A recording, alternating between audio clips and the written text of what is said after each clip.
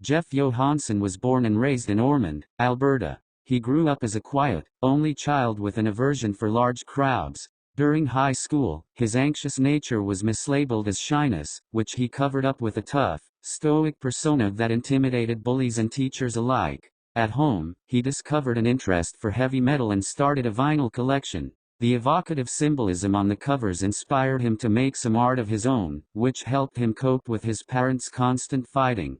To escape his parents' increasingly recurrent blow-ups, Jeff started working at a video store. Few customers passed by, so he had a lot of free time to draw. A late-night regular noticed his sketches and asked him to do some artwork for his gang at the abandoned lodge up Mount Ormond. Jeff accepted the challenge and painted a large mural depicting the Legion in runny, bloody letters. He was given a $50 bill and a 12-pack for his hard work. It was his first paid commission, a milestone to be proud of.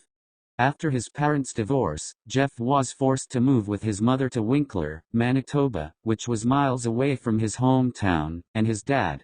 In Winkler, Jeff was more isolated than ever, except for art and music. His solace came shortly after graduating high school when he started working at a local bar with live music performances. He found a roadie gig shortly after, leaving Winkler behind.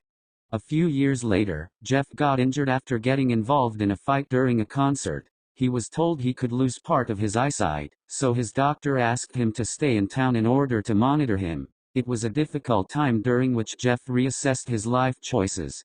He went back to school, art school. His eyesight slowly returned, but he had to be careful. He took a few courses, experimenting with a wide range of mediums, ultimately choosing oil painting and digital art, the latter of which offered paid internships. He took up a desk job and found his calling in designing labels for microbreweries. He led a quiet, simple life. He brewed beer, took in a rescue dog, designed tattoos, and freelanced album covers for bands he liked. All until one morning, when he got a phone call from Ormond saying that his father had passed, leaving a few things to sort out. Jeff drove all the way back to Ormond. He felt a pang of nostalgia when he reached his late father's house. Inside, there was an old guitar case sitting in against the wall. It held a black, vintage model with a sticky note that said, "For my boy."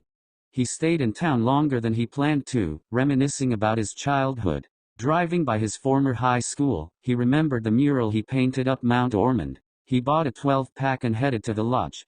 After weeks of not hearing back from Jeff, his colleagues assumed that grief had gotten the better of him. His neighbor got tired of sitting his dog, which became more and more agitated as days went by. The dog became a stray again, erring while seeking the familiar trail of Jeff's malty scent.